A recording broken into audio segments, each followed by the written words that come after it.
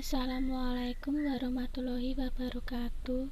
Perkenalkan, kami dari kelompok 3 yang beranggotakan 1. Zahwa Zanuba Arifah Rahma, 2. Dewi Pamungkas, dan 3. Navita Eva Chandrasmurti akan mempresentasikan tentang sumber-sumber kebenaran berupa filsafat, ilmu, agama, dan peran agama dalam kehidupan manusia.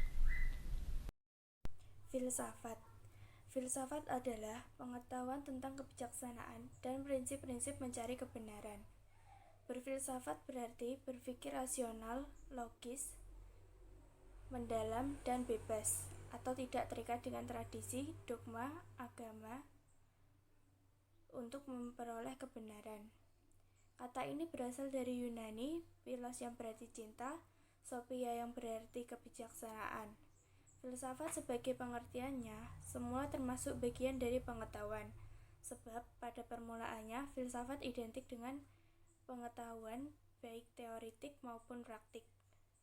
Akan tetapi lama-kelamaan ilmu-ilmu khusus menemukan kekhasannya sendiri untuk kemudian memisahkan diri dari filsafat. Gerak spesialisasi ilmu-ilmu itu semakin cepat pada zaman modern. Pertama, ilmu-ilmu eksakta, lalu diikuti oleh ilmu-ilmu sosial seperti ekonomi, sosiologi, sejarah, psikologi, dan seterusnya. Secara garis besar, Jujun S. Surya Sumantri mengelola pengetahuan menjadi 3 kategori umum, yakni 1. Pengetahuan tentang baik dan yang buruk atau disebut juga dengan etika atau agama. 2. Pengetahuan tentang indah dan ketidakindahan yang disebut dengan estetika atau seni. Dan 3. Pengetahuan tentang benar dan yang salah atau yang disebut dengan logika atau ilmu. Ilmu merupakan sesuatu pengetahuan yang mencoba menjelaskan rahasia alam. Gejala alamiah tersebut tak lagi merupakan misteri. Pengetahuan pada hakikatnya merupakan segenap apa yang kita ketahui tentang objek tertentu, termasuk di dalamnya adalah ilmu. Dengan demikian, ilmu merupakan bagian dari pengetahuan yang diketahui oleh manusia, di samping sebagai pengetahuan lainnya seperti seni, agama. Objek kajian filsafat meliputi objek material dan objek formal, fisik dan metafisik, termasuk Tuhan, alam, dan manusia. Sedangkan objek formalnya adalah hakikat dari segala sesuatu yang ada atau yang wujud, baik fisik maupun metafisik. Ilmu atau ilmu pengetahuan berbeda dengan filsafat. Ilmu berusaha memahami alam sebagaimana adanya, dan hasil kegiatan keilmuan merupakan alat untuk meramalkan atau mengendalikan gejala-gejala alam. Pengetahuan keilmuan merupakan sari penjelasan mengenai alam yang bersifat subjektif dan berusaha memberikan makna sepenuhnya mengenai objek yang diungkapkannya. Berbeda dengan filsafat, ilmu hanya membatasi diri pada objeknya yang empiris, terukur dari manusia dan alam nyata atau fisik. Ilmu mencoba mengembangkan sebuah model yang sederhana mengenai dunia empiris dengan mengabstraksikan realitas menjadi beberapa variabel yang terikat dalam sebuah hubungan yang bersifat rasional. Ilmu mencoba mencarikan penjelasan mengenai dalam yang bersifat umum dan impersonal. Secara ontologis, ilmu membatasi diri dari pengkajian objek yang berada dalam lingkup pengalaman manusia. Sedangkan agama memasuki pula daerah jelajah yang bersifat transendental yang berada di luar pengalaman manusia itu. Sedangkan sisi lain dari pengetahuan mencoba mendeskripsikan sebuah sejarah dengan sepenuh maknanya.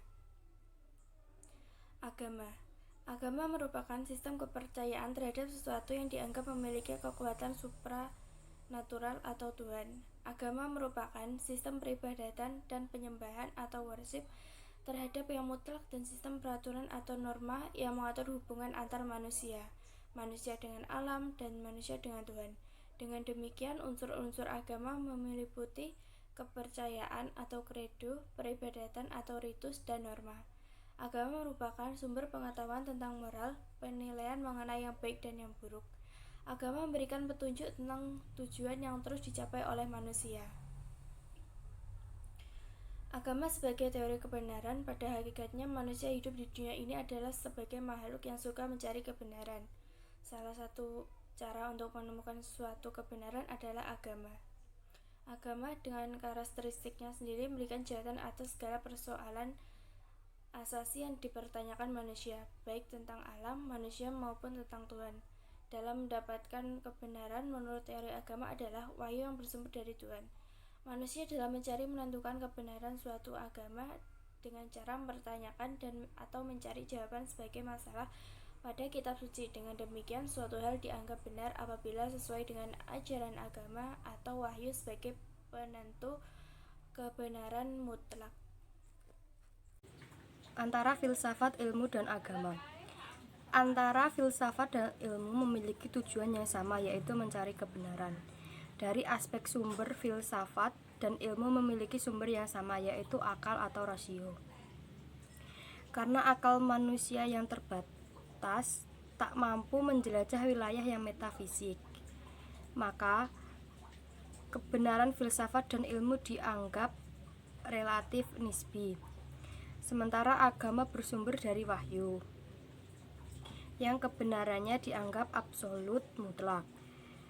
Dari aspek objek, filsafat memiliki objek kajian yang lebih luas dari ilmu. Jika ilmu hanya menjangkau wilayah fisik, alam, dan manusia, maka filsafat menjangkau wilayah baik fisik maupun yang metafisik, Tuhan, alam, dan manusia. Tetapi jangkauan wilayah metafisik filsafat atau sesuai wataknya yang rasional spekulatif membuatnya tidak bisa disebut absolut kebenarannya. Sementara agama dengan ajaran-ajarannya yang tergandung dalam kitab suci Tuhan diyakini sebagai memiliki kebenaran mutlak. Agama dimulai dari percaya atau iman, sementara filsafat dan ilmu dimulai dari keraguan. Ilmu filsafat dan agama memiliki keterkaitan dan saling menunjang bagi manusia. Keterkaitan itu terletak pada 3 potensi utama yang diberikan oleh Tuhan kepada manusia, yaitu akal, budi, dan rasa serta keyakinan.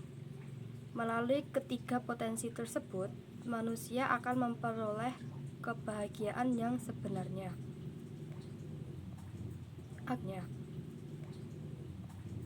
Agama memerintahkan manusia untuk mempelajari alam, menggali hukum-hukumnya agar manusia hidup secara alamiah, sesuai dengan tujuan dan asas moral yang diridhoi Tuhan. Ilmu sebagai alat harus diarahkan oleh agama supaya memperoleh kebaikan dan kebahagiaan. Sebaliknya, ilmu tanpa agama maka akan membawa bencana dan kesengsaraan. Maka benar kata Einstein, science without religion is vain, religion without science is lame.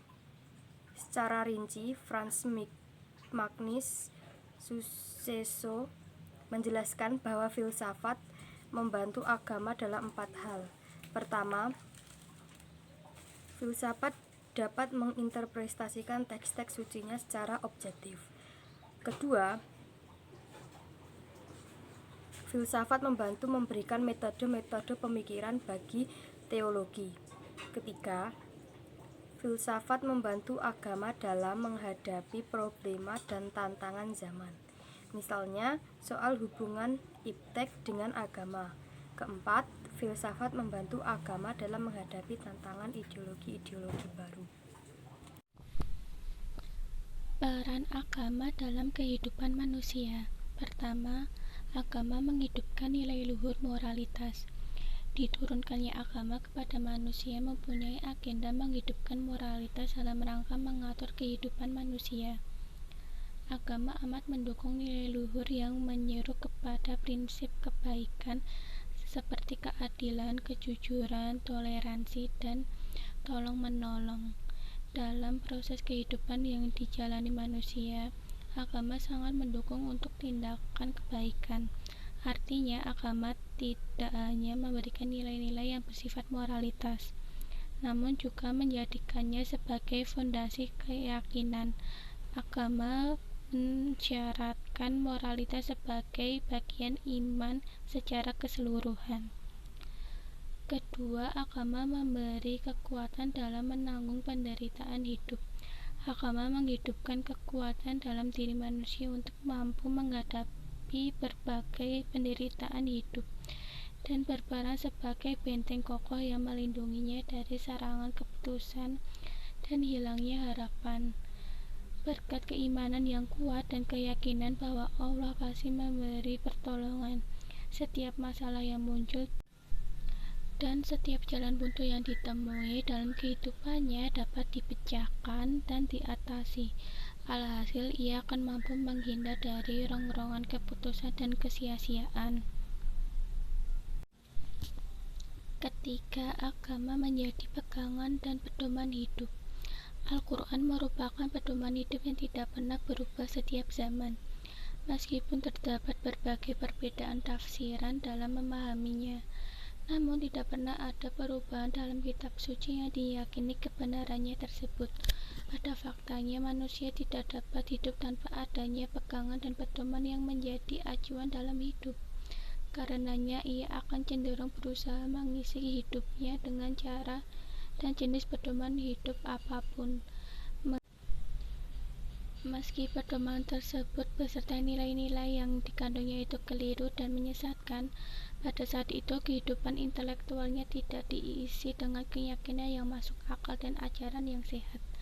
Dalam keadaan demikian, agama dapat menjadi pegangan hidup dan intelektual dengan ajaran yang sehat dan mampu menyelamatkan seseorang dari dorongan kecenderungan ke arah kesia-siaan dalam menjalani kehidupan.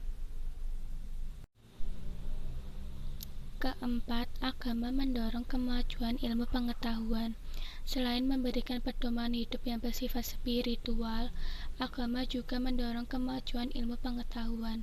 Keyakinan agama mengajarkan kepada manusia bahwa pengetahuan tak terbatas merupakan sumber dari keteraturan alam yang berlaku di jagat raya ini, yang diibaratkan sebagai sebuah buku maha besar yang dikarang oleh seorang sarjana yang sangat cerdas.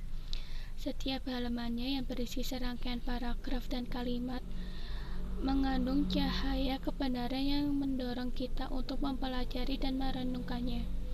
Demikian peran agama yang telah menggerakkan peradaban manusia. Proses terbentuknya kehidupan manusia sepanjang sejarah sehingga saat ini tidak dapat dilepaskan dari peran agama.